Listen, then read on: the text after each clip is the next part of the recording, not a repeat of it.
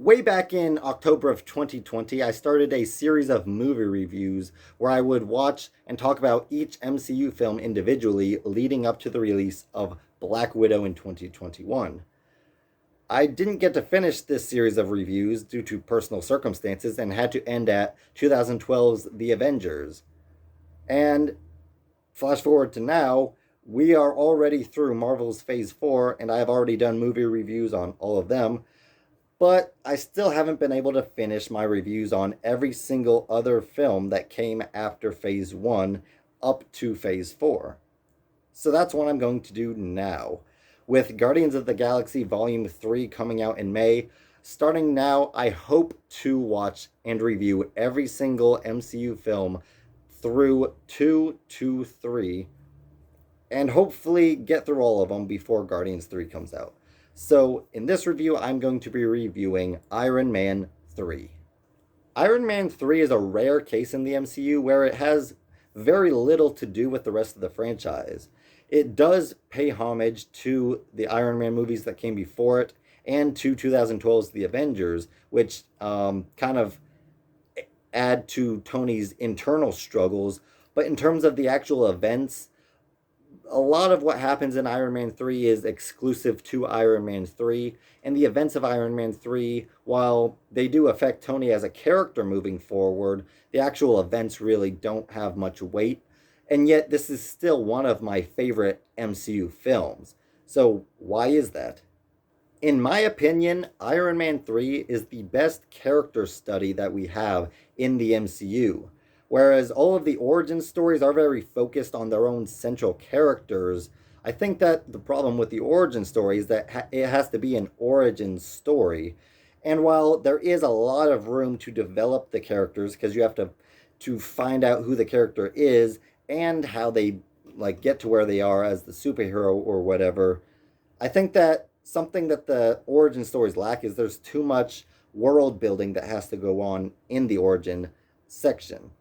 Whereas in Iron Man 3, it's the final Iron Man film, and it's completely dedicated to Iron Man. It's not like Captain America Civil War, where you have basically every single other superhero showing up, or Thor Ragnarok, which has the Hulk, and then you have a Doctor Strange cameo. No, this is just Iron Man, Rhodey, and Pepper Potts, the original Iron Man characters, and it's not setting up for anything like the Avengers. There's not even an end credit scene that sets up for something. This is just downright exclusively what's going on in Tony Stark's mind, which I think that's cool, how they did it with the end credit scene. It's literally just Tony Stark telling a story that happened to him.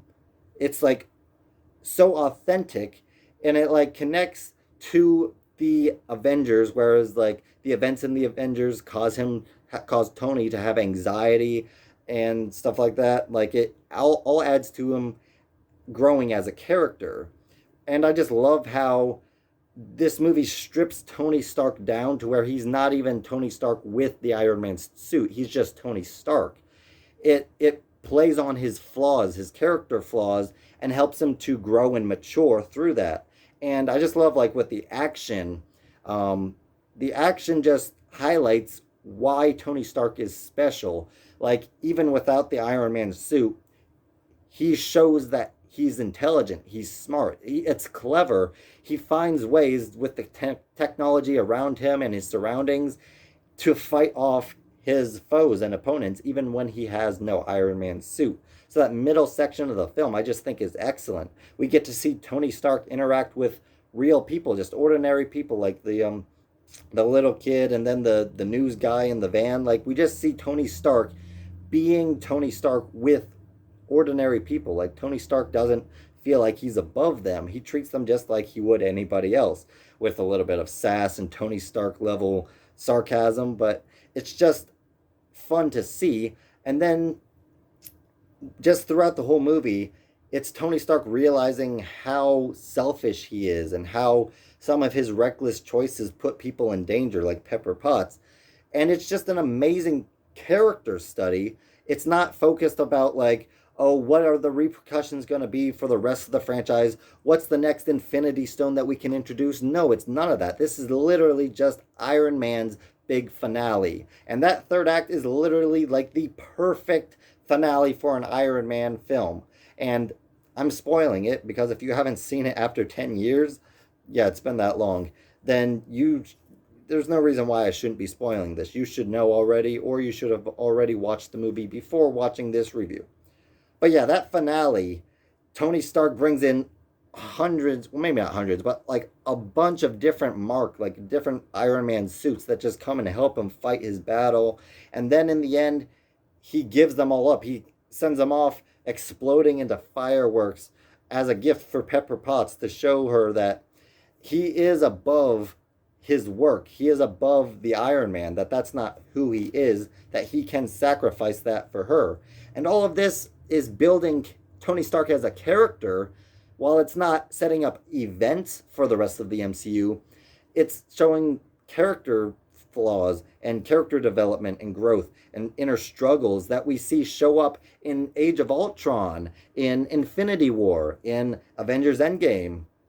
It's all building his character up for what we're going to see later. And it's just the perfect finale for Tony Stark's Iron Man. I just love Iron Man 3. It's not the best crafted movie. I know that there's a lot of people that had a problem with the Mandarin twist, which I enjoyed, but yes, it does kind of take you out of the movie a little bit, but yet it doesn't just go completely goofball after it's revealed that the Mandarin was an actor and it was really Killian the whole time.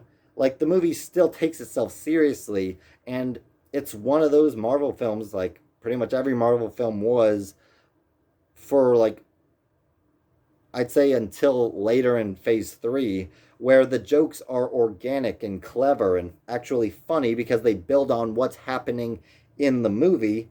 It's just a total blast from start to finish. Not perfect by any means. There was some moments in the movie that I'm like, yeah, that could have been done better. It's not the most emotionally resonating, but yet the emotion is in there. There are heartwarming moments, and I do like some of the mystery that the plot kind of builds. And it's like Iron Man's big, like, hurrah, like Iron Man's own personal endgame, where he has so much at stake, where you have Killian, who's disguising himself as the Mandarin, coming and just completely destroying Iron Man's home, putting Iron Man to the state of just being a regular human being without a suit. And then there's just so many stakes going on. And then we just get that big finale in the end where all the Iron Man suits come in, and Tony Stark has to work with Rhodey and with Pepper in order to save the day, in order to stop Killian. And then it all ends with Tony Stark being able to let go of Iron Man, but yet still being Iron Man. Like, at the end of the movie, he's like, one thing is for sure, I am Iron Man. Like, he's going to be Iron Man till the day he dies. But he was able to sacrifice some of that, some of his ego, some of his pride, some of what he thought was necessary, all that time he spent, and he was able to sacrifice it for something bigger than himself, which was Pepper Potts. And it's just a total amazing film. One of my favorites, not the best MCU film, but definitely a very enjoyable one. And overall, due to how much I think it's enjoyable and how just great of a finale it was, once you balance the quality with the enjoyment, it actually is slightly the best Iron Man film in my book. I am Luke Filmboss, and I give Iron Man 3 an 86% in quality and 90% in enjoyment for an overall score of 88%. Thank you all for watching. Please like, comment, and subscribe, and hit that notification bell to help you be on the lookout for more videos from Luke Filmboss. And be on the lookout for more MCU reviews from the boss.